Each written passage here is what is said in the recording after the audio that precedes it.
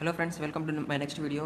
ఈ వీడియోలో మనం singly and doubly reinforced beams గురించి ఆ, వాటి రిలేటెడ్ ప్రాబ్లమ్స్ డిస్కస్ చేసుకుందాం. సో న్యూమరికల్స్ మనని ఆర్సీసీలో ఎంతైనా అడగడానికి చాలా అవకాశం ఉంది. సో న్యూమరికల్స్ ప్రాబ్లమ్స్ అడిగినప్పుడు మనం ప్యానిక్ అయిపోతే ఆన్సర్ తప్పు చేసేది వస్తే సో మనకి ఎగ్జామ్ పాయింట్ ఆఫ్ వ్యూ అంత బెనిఫిట్ ఉండదు. కాబట్టి నేను మీకు ఈరోజు క్లారిటీ ఇవ్వడానికి ఈ యొక్క సెషన్ని తీసుకొచ్చాను. దీంట్లో మనం ప్రాబ్లమ్స్ని డిస్కస్ చేద్దాం. ఫస్ట్ ఆఫ్ ఆల్ నేను మీకు సింగ్లీ అండ్ డబ్లీ రెయిన్ఫోర్స్డ్ బీమ్ పైన దాని రిలేటెడ్ ఎక్స్ప్లెనేషన్ అనేది ఇచ్చాను. సో దీంట్లో మనం న్యూమరికల్స్ సాల్వ్ చేద్దాం. సో ఫస్ట్ ఆఫ్ ఆల్ ఒక సింగ్లీ రెయిన్ఫోర్స్డ్ బీమ్ తీసుకుంటే మనం ఈ విధంగా ఒక రెక్టాంగులర్ బీమ్ ఇచ్చాడు. వాడి యొక్క డైమెన్షన్స్ కూడా మనకి మెన్షన్ చేశాడు. దీని యొక్క విడ్త్ 400 mm ఇస్తే, అలాగే దీని యొక్క ఓవరాల్ డెప్త్ వచ్చేసి 760 mm ఇచ్చాడు. అండ్ దీని యొక్క ఎఫెక్టివ్ కవర్ అంటే ఇక్కడ టెన్షన్ జోన్లో రెయిన్ఫోర్స్మెంట్ ప్రొవైడ్ చేస్తారు కదా, ఇది కూడా ఈ రెయిన్ఫోర్స్మెంట్ బార్స్ యొక్క కూడా డయామీటర్ అనేది మనకి ఇచ్చాడు. ఇది ఫోర్ డయా బార్స్ ఉన్నాయి, అంటే 4 మైల్ స్టీల్ బార్స్ ఉన్నాయి. ఒక్కొక్కటి వచ్చేసి 20 mm డయామీటర్తో ఉన్నాయి. సో ఇక్కడ ఈ సెంటర్ ఆఫ్ గ్రావిటీ నుంచి bottom most fibre of the concrete వరకు వచ్చేసి డిస్టెన్స్ 60 mm. ఇదే నా ఎఫెక్టివ్ కవర్ అని చెప్పేసి దీన్ని అంటారు. ఇకపోతే నన్ను దీంట్లో మూమెంట్ ఆఫ్ రెసిస్టెన్స్ అనేది కనుక్కోమన్నాడు. So first of all friends, మనం దీంట్లో మనకి ఎఫెక్టివ్ కవర్ ఇచ్చాడు, ఓవరాల్ డెప్త్ ఇచ్చాడు. సో ఎఫెక్టివ్ డెప్త్ కనుక్కోవచ్చు కదా, అంటే ఇక్కడి నుంచి ఇక్కడి డిస్టెన్స్ వరకు స్మాల్ డీకి ఫార్ములా ఏంది, capital D minus small d dash. So overall depth మనకి 760 ఇచ్చాడు, d డాష్ వచ్చేసి 60, దట్ ఈక్వల్ టు 700 mm. మనకి ఎఫెక్టివ్ డెప్త్ వచ్చేసింది. ఇకపోతే singly reinforced beam x u limiting అని చెప్పేసి ఒక టర్మ్ ఉంది. జస్ట్ లైక్ ప్రీవియస్ వీడియోస్ చూస్తుంటే XC అని చెప్పేసి టర్మ్ని నేను ఎక్స్ప్లెయిన్ చేశాను, అంటే క్రిటికల్ న్యూట్రల్ యాక్సెస్. అదేవిధంగా లిమిట్ స్టేట్ మెథడ్లో కూడా ఈ యొక్క టర్మ్ని కన్సిడర్ చేశారు, ఎక్స్యూ లిమిటింగ్ అనేది, అంటే maximum permissible value for depth for neutral access. So మన యొక్క యాక్చువల్ న్యూట్రల్ యాక్సెస్ అనేది దీనికంటే ఎక్కువ మించకూడదు. సో దీనికంటే తక్కువే ఉండాలి.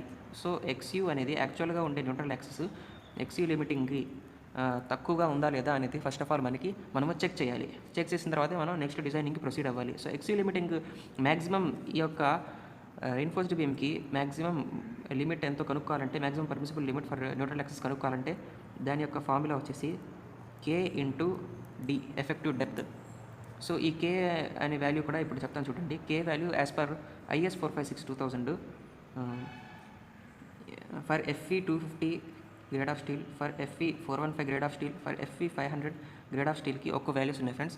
దీని 250 వచ్చేసి 0.53, అదే 415కి అయితే 0.48, సో FE 500కి అయితే 0.46. సో నేను ఇక్కడ grade of concrete, grade of steel mention చేయలేదు. సో గ్రేడ్ ఆఫ్ కాంక్రీట్ నాకు ఇచ్చింది క్వశ్చన్లో M15, అలాగే గ్రేడ్ ఆఫ్ స్టీల్ నాకు ఇచ్చింది FE 415. సో ఆబ్వియస్గా ఇక్కడ FE 415 కాబట్టి K వాల్యూ 0.48 వస్తుంది. ఇంటూ ఎఫెక్టివ్ డెప్త్ వచ్చేసి నాకు 700 ఇప్పుడు నేను తీసాను. సో దీన్ని మల్టిప్లై చేస్తే నాకు XU లిమిటింగ్ వాల్యూ నాకు 336 mm వస్తుంది. మీరు కూడా క్యాలిక్యులేట్ చేయొచ్చు దీన్ని. సో ఇకపోతే నా XU వాల్యూ నేను దీనికంటే తక్కువ ఉందో లేదో అని చెప్పేసి చెక్ చేసుకోవాలి. సో XU వాల్యూ తీయడానికి నేను ప్రీవియస్ వీడియోస్లో చెప్పినట్టు ఇక్కడ న్యూట్రల్ యాక్సెస్ ఉంటే ఇక్కడెక్కడో, సో ఈ న్యూట్రల్ యాక్సెస్ అంటే XU వాల్యూ, XU డెప్త్ ఇక్కడ ఉంటే, సో అక్కడ forces in compression will be equal to forces in tension zone. ఈ అజంప్షన్ని బేస్ చేసుకొని మనం XU వాల్యూని డిరైవ్ చేస్తాం. సో ఎలాగ కంప్రెషన్ ఫోర్సెస్ ఇన్ కంప్రెషన్కి ఫార్ములా అయింది ప్రీవియస్ వీడియోస్లో మీరు చూసినట్టయితే. నేను దాంట్లో బ్రీఫ్గా అంటే క్లారిటీగా ఎక్స్ప్లెయిన్ చేశాను.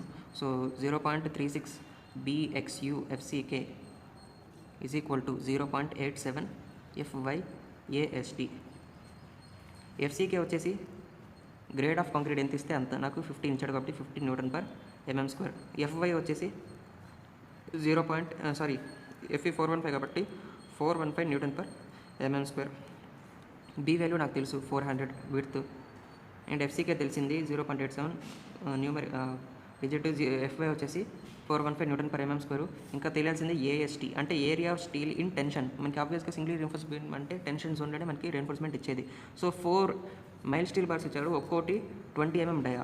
సో ఎలా క్యాలిక్యులేట్ చేస్తారు, 4 అంటే ఎన్ని ఇచ్చారు అన్నీ ఇంటూ అవి డయా బార్స్ మనం క్రాస్ సెక్షన్ చూస్తే అవి సర్కిల్ షేప్లో ఉంటాయి కాబట్టి సర్కిల్కి ఏరియా ఫార్ములా π/4 ఇంటూ d². కాబట్టి d అంటే ఇక్కడ ఏంది, ఈ 4 క్యాన్సిల్, పై ఇంటూ d అంటే మనకి ఇచ్చింది 20 డయా ఇచ్చాడు కాబట్టి 20² చేస్తే మనకి ఏఎస్టీ వాల్యూ సమ్ వస్తుంది. ఇది క్యాలిక్యులేట్ చేసుకుంటే ఫ్రెండ్స్ ఇది వస్తుంది, మీరు అది క్యాలిక్యులేట్ చేయండి. సో ఆ వాల్యూని కూడా దీంట్లో పుట్ చేసేయచ్చు.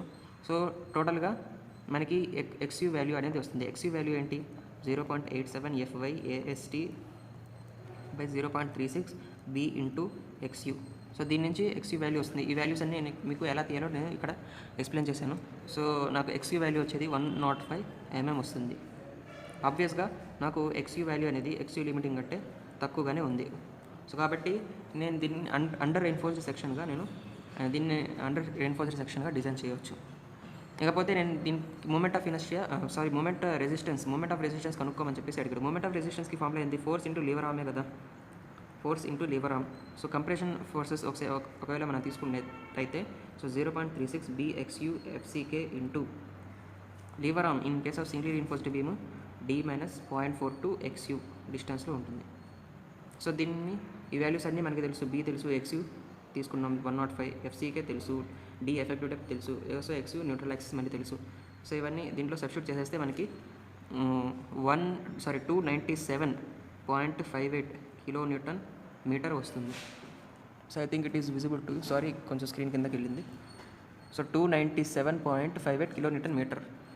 మళ్ళీ ఇక్కడ క్లియర్గా రాస్తున్నాను చూడండి. Moment of resistance, ultimate moment of resistance మనకు వచ్చింది 297.58 kN మీటర్. సో మనకి వర్కింగ్ మూమెంట్ ఆఫ్ రెసిస్టెన్స్ సరిపోద్ది ఫ్రెండ్స్, ఎందుకంటే మన లిమిట్ స్టేట్ మెథడ్ కదా చేసేది. సో మనం ఎకనామిక్గా చేసుకోవాలంటే సో తక్కువ వాల్యూతో నాకు సరిపోతుందంటే ఆ తక్కువ వాల్యూతోనే నేను చేసుకుంటాను. సో వర్కింగ్ మూమెంట్ ఆఫ్ రెసిస్టెన్స్కి ఫార్ములా ఏంటంటే ultimate moment of resistance by 1.5. So 297.58 by 1.5 చేస్తే నాకు వచ్చేది 198.34 kN మీటర్. సో ఇది నా working moment of resistance. So దీనికి నేను ఇది నా యొక్క బీమ్ అనేది ఇంత బెండింగ్ మూమెంట్ బెండింగ్ మూమెంట్ని రెసిస్ట్ చేయగలదు అని చెప్పేసి, మూమెంట్ క్యారింగ్ కెపాసిటీ దీనికి ఇంత ఉంది అని చెప్పేసి నేను డిటర్మైన్ చేసుకున్నాను. సో ఇది in case of singly reinforced beam. ఇంకపోతే డబ్లీ రీఇన్ఫోర్స్డ్ బీమ్ అది కూడా ఎక్స్ప్లెయిన్ చేస్తాను ఇదే వీడియోలో. సో కాస్త స్ట్రైట్ పెట్టుకుంటాను. సో డబ్లీ రీఇన్ఫోర్స్డ్ బీమ్ అంటే క్వశ్చన్ ఈ విధంగా మనకి ఇచ్చాడు. ఒక రెక్టాంగులర్ బీమ్ ఇది కూడా, కాకపోతే 2 సైడ్స్ రెయిన్ఫోర్స్మెంట్స్ ఉన్నాయి, అందుకే మనం డబ్లీ రీఇన్ఫోర్స్డ్ బీమ్ అన్నాం. టెన్షన్ జోన్లో కూడా, కంప్రెషన్ జోన్లో కూడా. సో ఇవి వచ్చేసి 5 బార్స్ ఈచ్ ఆఫ్ 20 డయా, ఇది 5 బార్సే ఈచ్ ఆఫ్ 28 డయా. సో ఈ బీమ్ వచ్చేసి M25 గ్రేడ్ ఆఫ్ కాంక్రీట్తో Fe415 గ్రేడ్ ఆఫ్ స్టీల్తో తయారు చేయబడింది. దీని యొక్క విడ్త్ వచ్చేసి 400, దీని యొక్క ఓవరాల్ డెప్త్ వచ్చేసి 800. సో దీని యొక్క ఎఫెక్టివ్ కవర్ ఇక్కడి నుంచి ఇక్కడికి మనకి ఇచ్చింది 50, అలాగే ఇక్కడి నుంచి ఇక్కడికి ఇచ్చింది కూడా మనకి 50. ఓకే, చాలామందికి స్టూడెంట్స్ కన్ఫ్యూజన్ ఉండేది ఏంటంటే సింగ్లీ రీఇన్ఫోర్స్డ్ బీమ్లో మనం ఇక్కడ సెంటర్ ఆఫ్ గ్రావిటీ ఉంది కాబట్టి టాప్ మోస్ట్ ఫైబర్ నుంచి వచ్చేసాం. సో ఇక్కడ ఏంటంటే ఇక్కడ కూడా రెయిన్ఫోర్స్మెంట్ వచ్చేసింది కదా, ఇక్కడ కూడా మనం సెంటర్ ఆఫ్ గ్రావిటీ నుంచి ఈ సెంటర్ ఆఫ్ గ్రావిటీ వరకు చేద్దాం అని చెప్పేసి అనుకుంటారు ఫ్రెండ్స్. అలా వచ్చేది లీవర్ ఆర్మ్ అంటారు. సో మనం ఎఫెక్టివ్ డెప్త్ కావాలంటే ఇక్కడ నుంచి ఈ సెంటర్ ఆఫ్ గ్రావిటీ నుంచే ఉండాలి, కాకపోతే ఇక్కడ సెంటర్ ఆఫ్ గ్రావిటీ కాదు, ఇక్కడ top most fibre of the concrete నుంచి కన్సిడర్ చేయాలి. ఎలాగా, సో ఇక్కడ నుంచి ఇక్కడ వరకు నా డిస్టెన్స్ నేను తెలుసుకోవాలి. సో ఓవరాల్గా డెప్త్ 800 mm ఇచ్చాడు. సో స్మాల్ డీ కనుక్కోవాలంటే 800 మైనస్ ఎఫెక్టివ్ కవర్ వచ్చేసి ఈ డిస్టెన్స్ తొలగిస్తే నాకు వచ్చేది 750 mm is my effective depth only. ఇంకపోతే దీంట్లో కూడా మనం మూమెంట్ ఆఫ్ రెసిస్టెన్స్ కనుక్కోవాలి. మూమెంట్ ఆఫ్ రెసిస్టెన్స్ కనుక్కునే ముందు ఎక్స్యూ వాల్యూ కూడా కనుక్కోవాలి, ఎందుకంటే మూమెంట్ ఆఫ్ రెసిస్టెన్స్ ఫార్ములాలో అది మనకి అవసరం సబ్స్టిట్యూట్ చేయడానికి. Moment of resistance in case of doubly reinforced beam formula ఏంటి ఫ్రెండ్స్, మనం లాస్ట్ క్లాస్లో చూసినట్టయితే 0.36 BXU FCK into D minus 0.42 XU plus FSC minus 0.45 FCK into ASC into D minus D dash. ఇది lever arm, ఇదంతా force. ఇది వచ్చేసి Lever arm. ఎలా వచ్చింది కంప్రెషన్? 2 కంప్రెషన్ ఫోర్సెస్ నేను లాస్ట్ క్లాస్ చెప్పినట్టు ఒక 2 సెక్షన్స్ తీసుకుంటాం. ఫస్ట్ సెక్షన్కి మనకు వచ్చేది సింగిలీ రీఎన్ఫోర్స్డ్ బీమ్ లాగా వస్తుంది. సెకండ్ సెక్షన్కి ఇంత వస్తుంది. సో రెండింటిని కలిపేసి ఓవరాల్గా మూమెంట్ ఆఫ్ రెసిస్టెన్స్ ఇంత మనకి వస్తుంది. సో ఇవన్నీ మనం కనుక్కోవాలి. సో ఎక్స్యూ మనకి ఫస్ట్ ఆఫ్ ఆల్ తెలియదు, ఇంకా మిగతా అన్ని టర్మ్స్ తెలిసి ఉన్నా కానీ. సో ఎఫ్ఎస్సి దీంట్లో ఒక కొత్త టర్మ్ వచ్చింది. ఎఫ్ఎస్సి అంటే యాజ్ పర్ IS 456 ఇది క్యాలిక్యులేట్ చేయడానికి కూడా కొంచెం డెప్త్లో వెళ్ళాలి. దీనికి కొంచెం ఎక్స్ప్లెనేషన్ ఉంది. కాకపోతే ప్రస్తుతానికి ఇంత గుర్తుపెట్టుకోండి. ఎఫ్ఎస్సి వాల్యూ ఎంత అంటే ఫర్ FE 250 గ్రేడ్ ఆఫ్ స్టీల్కి 217.5, 415కి అయితే 343, FE 500కి అయితే 420 Nm/mm². ఓకే, ప్రస్తుతానికి ఎఫ్ఎస్సి వాల్యూ ఈ విధంగా గుర్తుపెట్టుకోండి. ఇక్కడ మనకి ఇచ్చింది 415 గ్రేడ్ ఆఫ్ స్టీల్ కాబట్టి దీని వాల్యూ వచ్చేసి 343. ఇంకా మేము ఎఫ్సీకి వచ్చేసి M25 గ్రేడ్ ఆఫ్ కాంక్రీట్ కాబట్టి 25. సో ఏరియా ఆఫ్ స్టీల్ మనకి తెలియాలి. సో ఎక్స్యూ మనకి తెలియాలి. So first of all x u తెలుసుకోవడానికి same compression forces is equal to tension forces ఇందాక చేసినట్టు. సో కంప్రెషన్ ఫోర్సెస్ ఏంటి దీంట్లో? డబ్ల్యూ రీఎన్ఫోర్స్డ్ బీమ్ కేసులో ఈ ఫోర్స్ వాల్యూసే కదా, ఇక్కడ వరకు ఫోర్స్.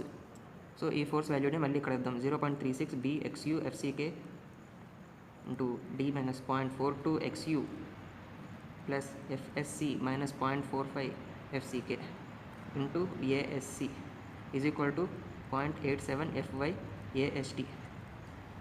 సో AST వచ్చేసి అంటే area of steel in tension ఎంత? అవి ఒక్కటి అంటే టోటల్గా 5 ఉన్నాయి. ఇంటూ π/4 ఇంటూ 28 డయా అన్నాడు కాబట్టి 28². సో ఇది చేస్తే ఏరియా ఆఫ్ స్టీల్ వచ్చేస్తుంది. So area of steel in compression అవి కూడా 5 బార్స్ ఇచ్చాడు కాబట్టి 5 ఇంటూ π/4 ఇంటూ ఒక్కోటి 20 డయా కాబట్టి 20². అది చేస్తే area of steel in compression వచ్చేస్తుంది. సో మనకైతే ఈ వాల్యూస్ అన్నీ వచ్చేస్తాయి ఫ్రెండ్స్. ఓవరాల్గా మనకు ఉండేది ఒక్క అన్నోన్ XU మాత్రమే. సో XU ఆ వాల్యూస్ అన్నీ పుట్ చేసిన తర్వాత మనకి XU వాల్యూ వచ్చేది 164 mm. మీరు తప్పకుండా ఈ వీడియోని చూసేటప్పుడు మీరు క్యాల్సి పెట్టుకొని మీరు సాల్వ్ చేయండి తప్పకుండా. సో ఈ XU వాల్యూ మనకి వచ్చేస్తుంది. ఈ XU వాల్యూని తీసుకొచ్చి మూమెంట్ ఆఫ్ రెసిస్టెన్స్ ఫార్ములాలో మనం పుట్ చేసేస్తే మనకి మూమెంట్ ఆఫ్ రెసిస్టెన్స్ వచ్చేది 767.5 kN/m. సో కాకపోతే ఇది మన అల్టిమేట్ మూమెంట్ ఆఫ్ రెసిస్టెన్స్. మళ్ళీ మనకి ఇంత పర్లేదు, వర్కింగ్ మూమెంట్ ఆఫ్ రెసిస్టెన్స్ వరకే చాలు కాబట్టి ఈ 767.5ని 1.5తో డివైడ్ చేస్తాను. సో 511.6 kN/m అనేది నా working moment of resistance. Hope you like this video and support me for uploading more videos.